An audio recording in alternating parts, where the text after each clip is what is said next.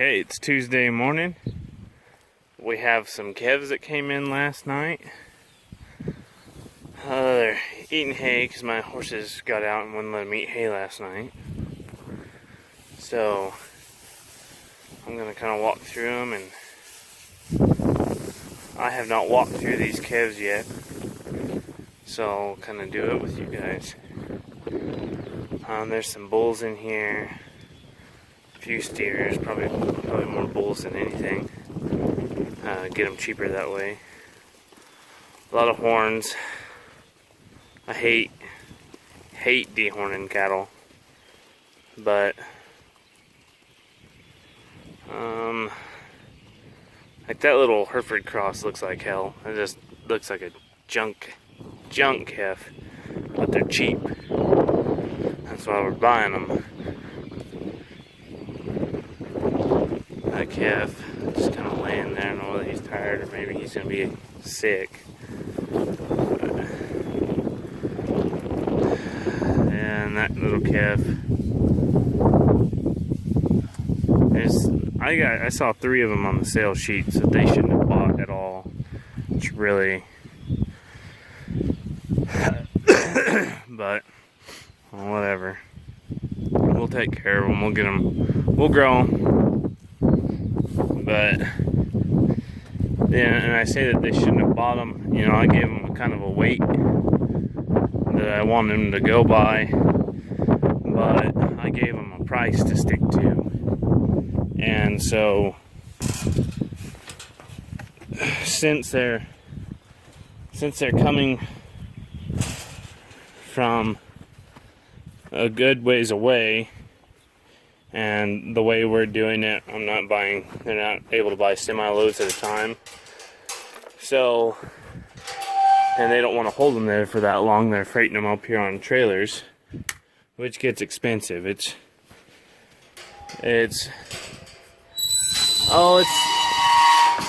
a third more than what it costs to send them on a semi.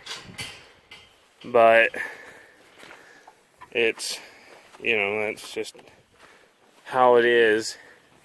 I think it would be $24 a head freight on a semi, and it's $36 on. Hold on.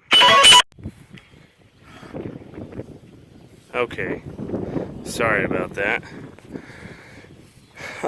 So the freight is more expensive. So we got to really be careful about what we're spending on these cattle.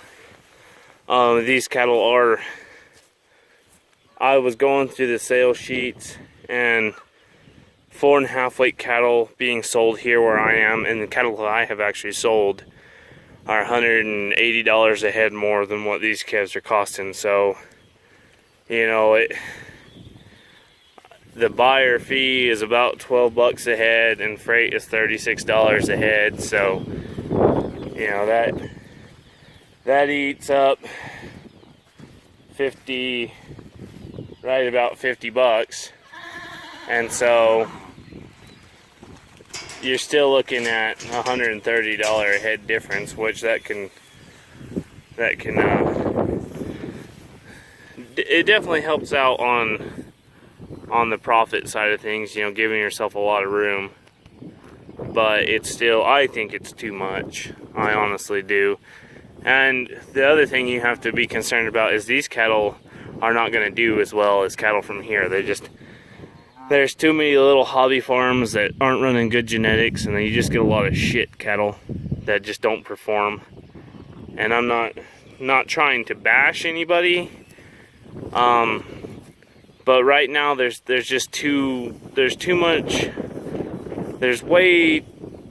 lot of good genetics available for really good prices. And you know, you don't have to have great cows, but if you spend a little bit of money on a good bull, they're going to perform. But the reality of it, see, like that calf there, that red one, that thing's a piece of junk. I'll zoom in for you. That's a Jersey cross. They'll dock him, but he's walking back against the fence. Yeah, you can just kind of see his little horns poking up. What that calf was a longhorn cross. And I'm sorry if you run longhorns, but they just do not perform. They can't.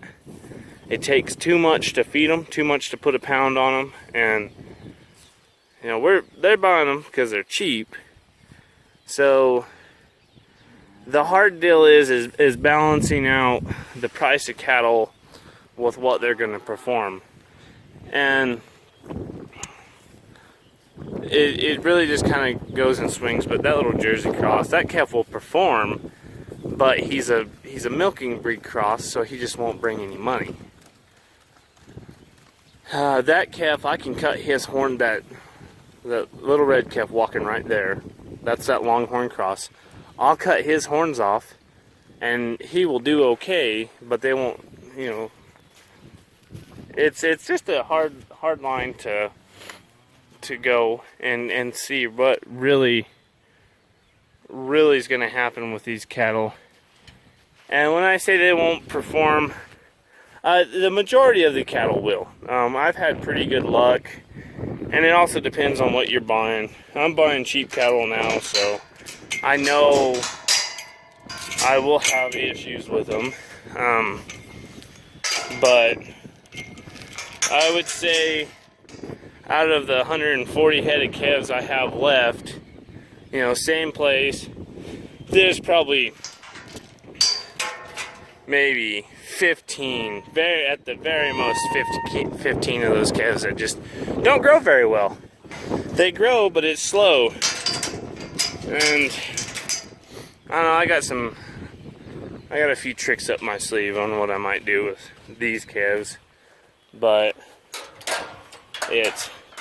and now that I'm going to more irrigated grazing than just hay, I can take those cattle out that aren't performing and put them on irrigated ground, and they will go gangbusters. But I haven't been doing that, and so that's just one of those things I gotta start doing, and it'll change the operation quite a bit. So I wanted you to see the calves on the first walkthrough.